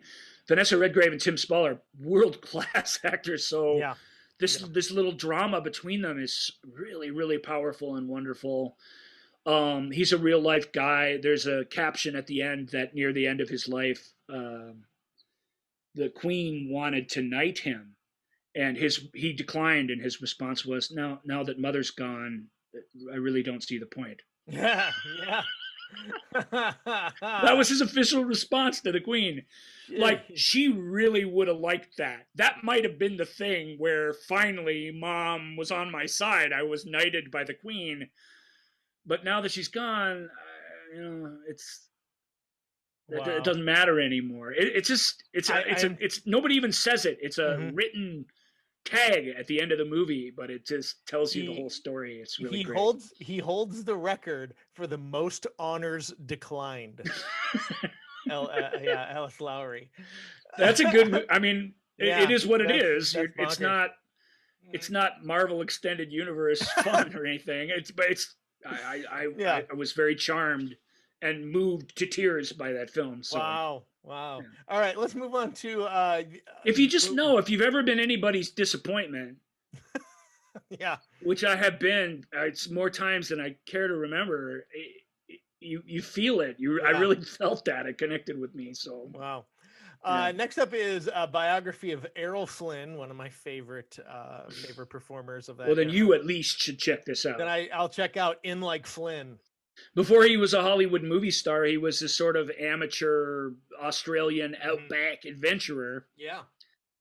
And this is one of his adventures. It really is as simple as that. Native Australian Russell Mulcahy, he's most famous for directing Highlander and Hungry Like the Wolf, among other things. This is a passion project of his, and it's fun. It's a fun biopic. It's not a biopic of Errol Flynn because all the things he's famous for don't happen until well after the movie is over. Yeah. But it just really is sort of a, hey, in the same way Resistance really was. This is what this guy was for a while. Can you believe it? And it's cool in that way. It's not a fantastic movie, but it's a strong film with an interesting tale to tell. But at the same time, where they make it feel, at least at first, like you're going to be watching like an Indiana Jones style adventure, the reality of the jungle adventure of that era is not quite as glamorous, exciting, or it's a lot uglier and sure. more compromising a thing, and that is what the movie ends up being about. So, but I watched it for the same reason as you. In Like Flynn, and there's the guy in the jungle holding the gun and whatever, and I'm like, wow, what's that? Errol Flynn. So what is it? A movie? No, apparently this was this guy's life for a while. He was discovered by Hollywood when a Hollywood crew came down to shoot some Aboriginals in Australia or in New Zealand, I can't remember which, or New Guinea, I'm not sure, somewhere in the South Pacific, and he was a guide for them. And the producer was along, played by Dan Fogler's like, you could be in pictures, kid. I mean, it's just like you hear, if you ever come to Hollywood, look me up. Look me up. Yeah. And it takes him a long time. Wow. And a lot of hijinks before he looks him up and becomes a movie star. That's what the story is. It's fun. Wow. It's not great. It's not a great movie. Russell Mulcahy hasn't ever made a great movie, but it's an interesting movie that I enjoyed. Sure. Okay. Catcher Was a Spy. Stars the aging in reverse Paul Rudd. He looks his age in this. Does he? Oh, he looks like he doesn't. No, yeah. He looks like he's my age in this, which he's quite a bit older than me. Yeah. But he looks like a early 40s, early 40s baseball player, which this guy was. He kind of hung as a catcher. He was able to. He could still hit. He hung on and on and on and on. He wasn't a superstar baseball player, but he was a excellent baseball player during his time. Yeah. And this is a true story that I had no idea. where he is sent. I mean, he goes through several different interesting adventures on his way to this, but he's ultimately sent to Europe to assassinate what's his face, the Warner Heisenberg. Heisenberg, Mm-hmm. who's working on creating a nuclear bomb for the Nazis during World War II. Heisenberg's played by the great Mark Strong. We talk about him because he's in every movie. Mm-hmm. It's just, this didn't have a Blu-ray release. I had a hard time even finding a place I could steal it. I'm sure it's streaming somewhere, but I don't understand how a Paul Rudd movie with all these piles of stars, even a low key made for cable feeling story, I still don't understand how it just came and went in a blink of an eye. Yeah, it's an IFC film. So you would think that it'd be available on some streaming service, but it must be. Mm-hmm. It's good. It's a good movie. I mean, if you're a Paul Rudd fan, it's a different type of character that he's playing. I don't want to say what all the nuances of the character are. That sort of spoils what you discover about the guy in the movie, but it is as simple as a baseball player turned spy during World War II, and he was super effective at both. Mm-hmm. But it's more than that. He was a man out of time in a lot of ways, and the film is very respectable of that, while also demonstrating how true that is from scene to scene.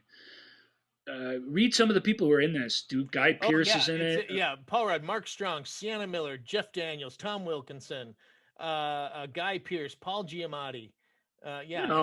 It's a big hitting cast. Yeah, it's a smallish movie, but it's still a World War II period movie. It's good. It's good. It's episodic, but it's a good story about a real guy, and you feel like you lived his life for a while when you watch it. I was impressed. I'm not a big Paul Rudd fan, as you know. Mm-hmm. I find him to be a bit on the lazy side as an actor.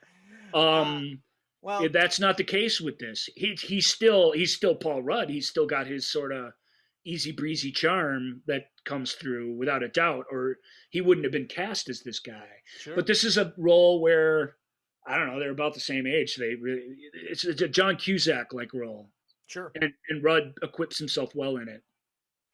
Very cool. Speaking of people who work all the time and are in basically every movie, Elizabeth Moss is one of those who she is just putting out film after film after film.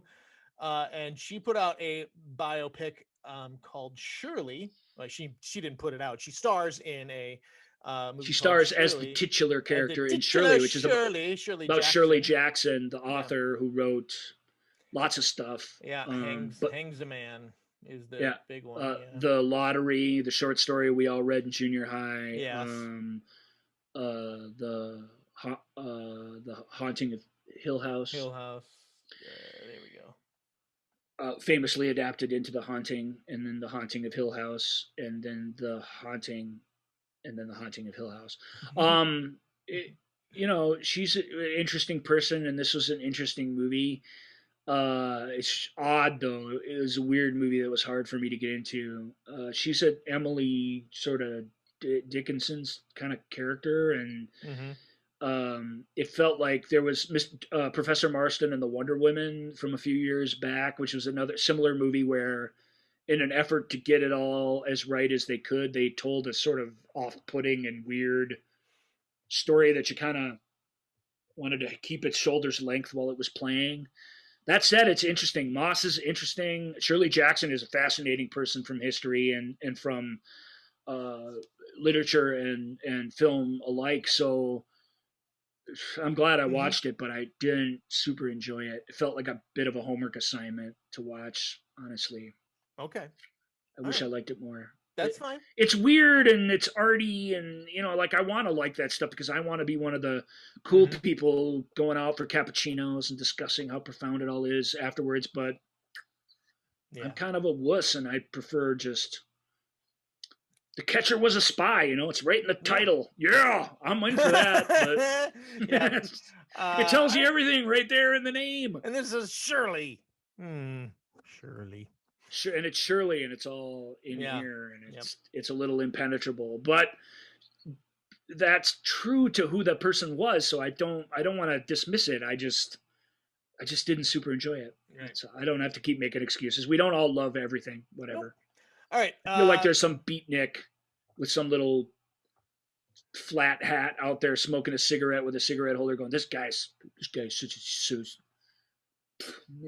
so bourgeois, his opinions. If you are that guy listening to our show, why? But also, thank you for joining us. It's because of me, my insight. Yeah, that's why they're watching. That's true. But I just lost half of them. All because I didn't like Shirley. Oh, come on, guys. Come on, Shirley. Cut me a break. Surely you can't be serious. Surely you can't be serious. All right. Next up, we're gonna take a trip through 5 little movies that couldn't. They tried though, Joel. So let's try to breeze through these so we can maybe get another category or something done before we end this episode. Lucy in the Sky. Yeah, from the guy who made Fargo and Noah Hawley. the X-Men related Legion. Comic book show that was so good, Legion. It stars Natalie Portman, who's spectacular, and it's a really tough, challenging role for her. But me and everybody else, go read the reviews for this. We all agree this movie was unpleasant and frustrating. Can I just say the first line on this thing under reception? I get a lot of the information just from the Wikipedia pages, just so people know where I'm pulling this information from. The film made $55,000 from 37 theaters in its opening weekend, which was described as terrible. I'm like, but that box office take isn't what's important. I just love that. I just love that sentence. That's just that guy sentence. Who was the showrunner for Fargo and Legion. I mean, and who wrote the screenplay for Blade Runner 2049 and a handful of other films that are just amazing. He's trying to tell a difficult story here. Okay, yeah, and he is succeeding. It's just this person comes back from a successful mission. She's an astronaut, and she's getting ready for the next mission, and she does this amazing thing where her oxygen cuts out in some underwater training exercise, and with her blood pressure, her heart rate not even rising, she solves the problem before she bails and goes up to the surface. And everybody at first is like, wow, you are the superstar astronaut that everybody's going to remember, except the idea that, well, that's not. Somehow this seed gets planted. That's kind of inhuman and weird that she did that. Like, her heart rate should have at least went up. Yeah. Like, should have been some moment of like, hey, this incredible moment backfires on her. And people start to question her. And as people start to question her, her enormous confidence in herself starts to erode into a kind of obsessive insanity. And those forces go at each other until they pound themselves to dust. Wow. And it's a really tough thing to sit through, to watch this confident mother, astronaut, hero turn into this crazy ex-girlfriend right before your eyes. It's just... I can't think of a more unpleasant tale to have to watch. Yeah. There's nothing wrong with it. It's a pretty well-made, accomplished film, but everybody hated it because nobody wants to see that. You're right.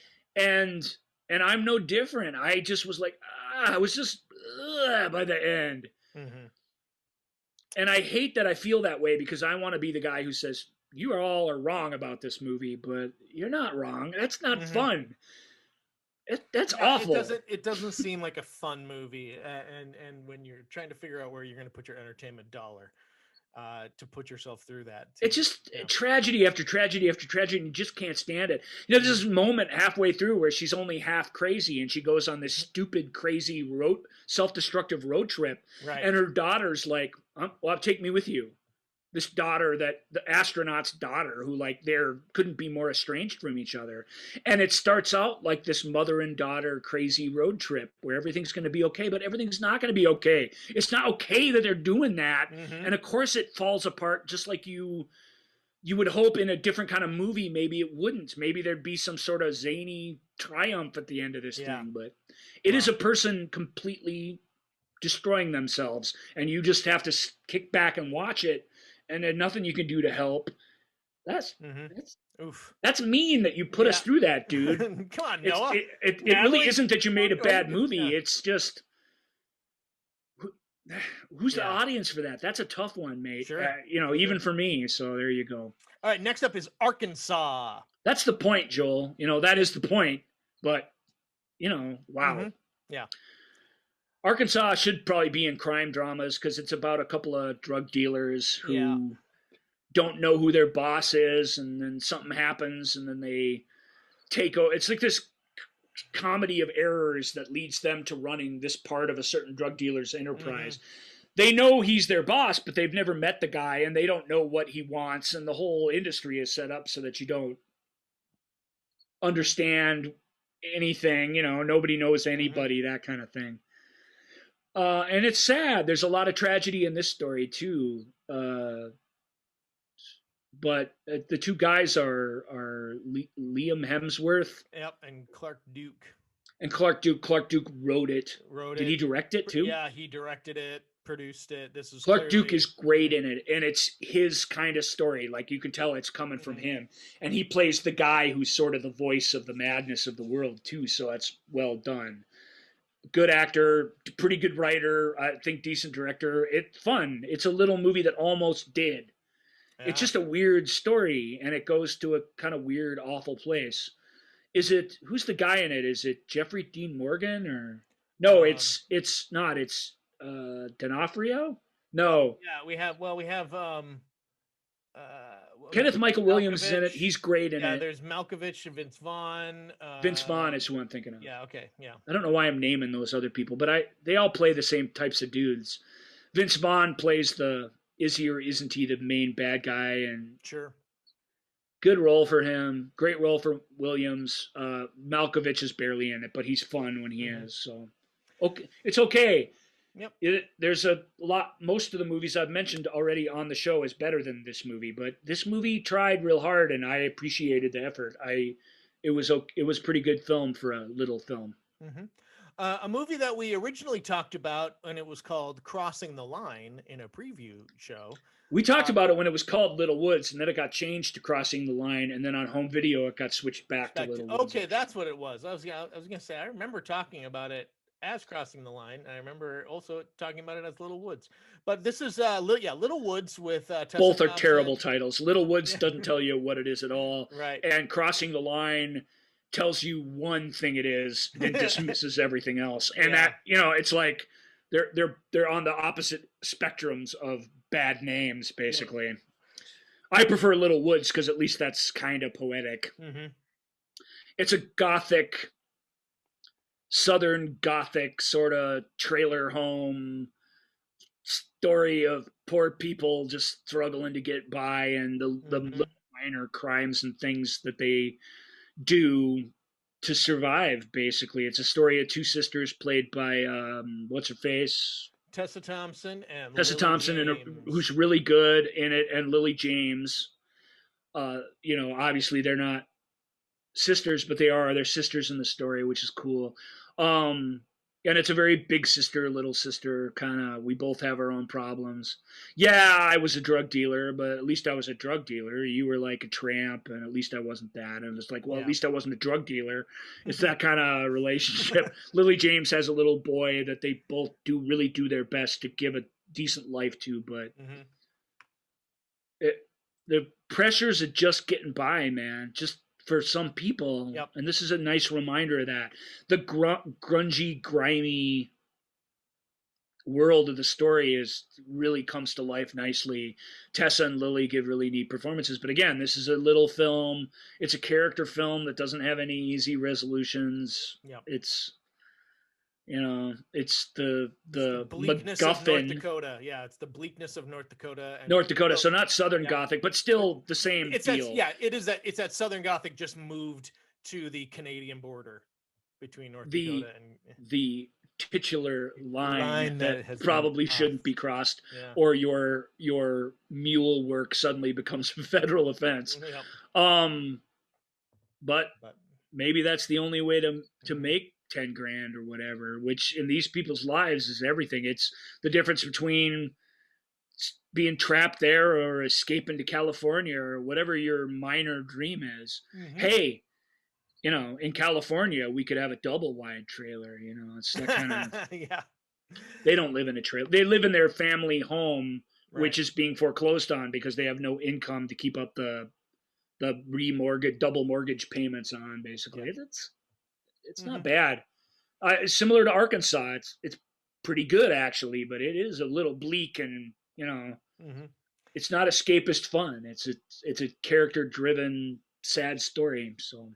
What we haven't talked about in recent shows, and that's really a shame on us, is religions that involve snake handling. So I'm extra glad that we are able to talk about Them That Follow. Oh man,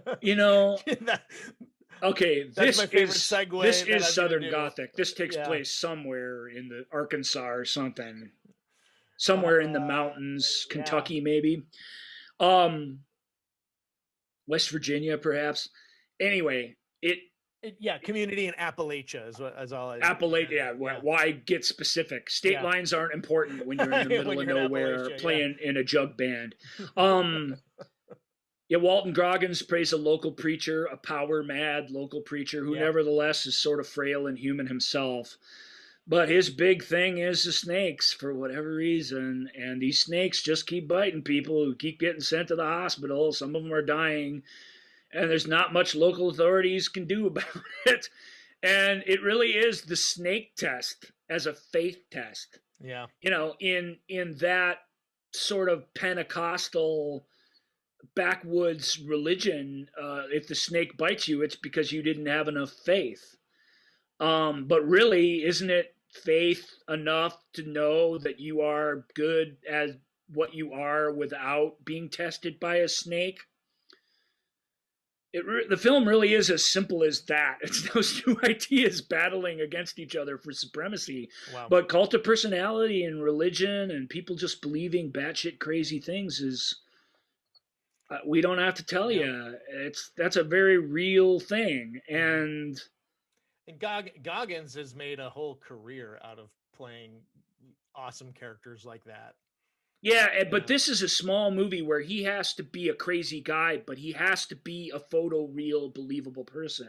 If he were just some weird demigod, the movie would suck. It would be a cartoon. Okay. This is a very subtle, small movie about the power of belief in God and the power of belief in your own self-worth and where that belief comes from. Nature, nurture, both. And that's, to me, that's all super interesting stuff. Who's the young woman in it that stars in it, that has the snakes all over in the poster? Yeah, that's probably, is that Caitlin Dever or Alice Eglert? I think it's Ellis. I think Caitlin plays somebody else in it, but I could be wrong. It's Alice Eglert, yeah. It's Ellis. It's good. It's really good stuff by all those people. It's strong stuff. It's a potent film, but it's an ugly, small, weird movie where you watch people die of snake venom slowly in the third act. It's like all these in this little movies section. It's all unpleasant in a certain sort of way. But I admired it. I admired it that a small drama like this was humanly complex. Because Goggins was hired because he could do the preachiness, but he's also a really subtle and really good actor, and so he gets to the humanity of the guy too. Sure, it's both, and I appreciated that very much. And he's not the star of the movie; he's the kind of bad guy of the movie. So sure. All right, let's talk about Summerland with Gemma. Another World War II movie, kind of. Mm-hmm. It's hard to summarize Summerland because the movie reveals what it is really late in the game. Gemma Arterton plays this antisocial author who lives at a seaside area in northern England, and a young boy who escapes the bombing, the Blitz of London, uh, she comes to be his guardian, and it turns out they're connected in ways that she didn't really suspect. Mm-hmm. But it that revelation aside, the it's really about this antisocial, quirky, weird, keeps to herself lady, and how this little kid brings out a nurturing side of her that she didn't have, even if it's unconventional, and how the community even eventually recognizes that, even when it's not perfectly healthy for both of them. It's neat. It's a neat film. It really is pretty cool. But yeah, there's a great review of it, and I guess I'm not going to share what it is, because yeah, I don't want to spoil it. Summerland is it wants to be one of those British feel good, stories about how the country people like survive. There was this Guernsey Potato book something slash last something else society movie with Lily James from last year. And it was, again, same thing, people on Jersey Island during World War II, or just after World War II in this case. And they had a sort of, Jersey Island, if you don't know, was the part of England that was actually occupied by Germany during World War II. Who knows why? Just for psychological warfare, they took a part of England and occupied it that they could. And England is like, well, we can't give a crap about those 80 people right now. So they basically left it be. And they all had stories to tell. And she's this person who goes and visits and learns that story. That's sort of a feel-good English, countryside tale. It's got a little romance and got a little heroism or whatever. This is very similar, except this movie doesn't feel so great somehow. It's a little different, and I'm not doing a very good job of selling it, because I'm just sort of refusing to tell you what it actually is. If you're gonna watch Summerland, then you'll thank me. If you're gonna watch Summerland and you end up really not liking it, then you're gonna be mad at me. You're gonna say, "Why didn't you just say it? Just say what it's about." All right. Okay. So Gemma Arterton, good, really good actor. Occasionally can be pretty terrible, actually, in awful material. It all depends. But to me, she's sort of quintessentially British leading lady in these types of stories, and she is an interesting character. She quits herself well. Cool. All right, we can get through probably two more. If I change the order of our list a little bit, we can get through four more movies in two different categories. I don't think so. It's almost 2 hours now. All right. Okay. Well, let's just finish up then on the capital punishment movies. Little death sentence. That's what we'll end this show on. We have Clemency. Which is the story of a warden in a maximum security death penalty wing of a prison, and played by who's the actor? Sorry. I was just reading the plot sign. So we have Alfre Woodard. We have Alfre Woodard. Yeah, Alfre Woodard. It's a drama. It's a really serious drama about capital punishment, with Alfre Woodard character at the heart of it. She's it's about how the capital punishment affects her in that position and her life and stuff, and how there's this one situation she gets into with one of these cases that it kind of shakes up her steadfast belief in her own life's work. And it's an interesting movie, but I didn't love it.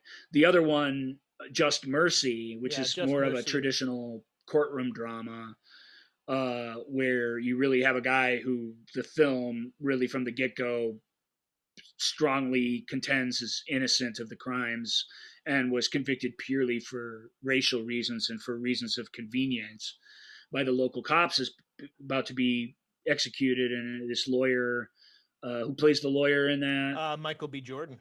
Michael B. Jordan is I think I believe it's a real life case. And Jamie Foxx plays the accused. And Michael B. Jordan fights is this young idealistic lawyer who fights to get him free. That is a more conventionally satisfying version of these same events. Clemency really is this dive into the dark side of what is it like even to live a life. How do you compartmentalize your life of executing people all the time with your life as a wife and a person in the world, and when do those things collide to ill effect, and how can you be your own person amongst all that? It's an interesting character film. Woodard is a world class and does a great job with it, but it's not a very pleasant movie. Just Mercy too has its racial executions in America. I mean, there've been hundreds, thousands of them, even hundreds just recently. Tons of people that we as a country have executed that were later found through forensic evidence as being completely innocent of what they were killed for. Yeah. And yet we still, like a machine, we just go right on killing people. Yep. There's an insanity to that. I don't, you want to execute Timothy McVeigh, okay. It's really hard to argue with that, why we shouldn't do that. So whatever your feelings are on executions, this sort of injustice is a very, very real thing. Just Mercy was a great movie to sit and watch. I loved it, but it was swinging a little further the other way. It was almost too easy. The justice was hard achieved, like it always is in these films, but there was this. It was a much more conventional film in every sense, and so therefore it's harder to give it a high rating, even though it's a very easy film to recommend. Yeah, it's a nice, easily digestible film dealing with this subject matter. Yeah. Did you want to do the espionage movies too? We can probably do those real quick. Yeah, let's quick end on the espionage films on Ava with Jessica Chastain. And the rhythm section with what's her face? Blake Lively. Yeah, who I really love. I really love Jessica Chastain too. These are both. Ava is very typical, sort of Luc Besson-esque female assassin in trouble sort of film. It's not just Jessica Chastain that heightens it, although she certainly helps a lot. She's a A-list, top of her game actor appearing in a sort of cheesy B-movie material.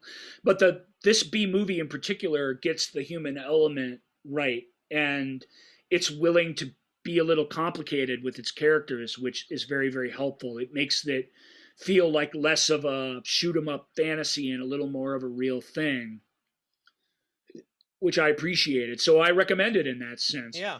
If she's a person who kills people for a living and then has to go, geez, should I be killing people for a living? in an easy movie. Yeah. In an easy movie, that immediately makes her the antagonist, and the worst killers start coming after her. And, some version of that actually does happen here, but when you kill people for a living and you don't even really know who they are, you're just told that they're bad people. It's like, who are you? You're not. It's not an easy trip back to being the hero. Yeah. What's your name, Mr. Man from the Star Wars movies we just watched? It's just, you can't flick a switch. You can't just come back to the light side. You can, and your soul is your own, but your actions, they don't. You can't just leave them behind. Yeah. You can't leave 12 years of murdering people behind. And this movie shows that, and I appreciate that. Rhythm section's the opposite. That's just about a person whose whole life is completely destroyed by some awful random thing, who decides that the only way forward for her is to become an assassin. Nothing left for her. And it achieves that emptiness really, really well, and it shows the real ugly side of that whole thing. Blake Lively's fantastic in it. Rhythm section, I thought people hate it. I thought it was fantastic. I mean, I thought this is the closest you can come to telling this kind of story in any sort of believable way, actually. There's nothing fantastical about it. I get that maybe not why it's not fun, and why if you wanted to watch a spy kick-ass female assassin movie. Like what you got was this wife and mom who has nothing left but murder and revenge in her heart. That's an ugly thing. And then there's this Jude Law character and these other characters who are willing to exploit that as far as they can. Sure. But I liked Rhythm Section. Produced by the Bond producers, but it's almost like an anti-Bond movie. It's the real dark, ugly side of espionage, and I thought it was pretty great, but not fun. Ava does that thing where it just kind of walks the center of the fence and gets kind of both things right enough that you feel pretty good about it. Yeah. And it's good. Not great, but good. And Rhythm Section had the potential to be great, but it just has no modern audience. We talked about a couple of movies like Lucy in the Sky. Who was that for? Right. It's almost like you made that as like you tricked Hollywood into paying for that thing. Sure. Because who was that for? I mean, yeah. I'm glad it exists, and I'm impressed that you did it. Wow, that's the best thing about that film is how'd you do that? Who let you do that? You know what I mean? Yeah. This Rhythm Section, it's also based on a series of books apparently that are very popular. This is like an origin story of this recurring character. Oh, okay. But it ain't. It's not fun. I mean, it's involving, very involving for me, but it's not a fun film. I mean, her inciting incident in her life is horrific and awful, and everything from what good can come out of that? Sure. Nothing. Right. Like it's enough just to stay on this side of just even being a person and not just being a killing machine. And that's really all this character achieves. But if you really think about it, I like that. That rings true to me. So I thought it was pretty great. Well, very cool. Yeah. All right. Well, we're gonna pause it there. Yeah. Our episode, our year in 2020 recap. We have a whole bunch of more movies to come. We got some comedies, some sci-fi, some family films. Heck, we have some streaming stuff we're going to talk about. We have tons of Netflix movies, tons of Netflix, and we got a bunch of fun stuff we get to talk about. So, but this is actually a good stopping point. We're about halfway through, folks, and we hope that you're enjoying our look back at 2020. You, of course, can reach out to us at The Movie Show with Joel and Ryan page on Facebook, at Ask Joel and Ryan on Twitter and Instagram, and The Movie Show with Joel and Ryan page on YouTube, which if you are watching this version of the podcast, that's probably where you are. You're already there. Give us a like. Do that. Subscribe, like, and subscribe. How hard is that? There you go. Do that. And if you're listening to us on Apple Podcasts or on Podbean or Google or Spotify or wherever the hell you are, you can go ahead and like and subscribe. And Pocket Casts. You do that, yeah. So, all right. So I know one fan out there really digs Pocket Casts. Pocket Casts, really? It's all for you. All right. All right. So next week we're going to continue looking at this past year and talk about some more real fun movies that we hope that you will check out, or we'll steer you clear of them. So, all right. So that's going to do it for us for this week. So long, everybody. Bye, everyone. Thanks for sticking with us. Thank you for listening to The Movie Show with Joel and Ryan. Remember, all views and opinions represented in this podcast are personal and belong solely to the speaker and do not represent those people, institutions, or organizations that the speaker may or may not be associated with, unless explicitly stated. None of these views and opinions were intended to malign or deceive. And now, here's the producers, circa 1982, to play us out.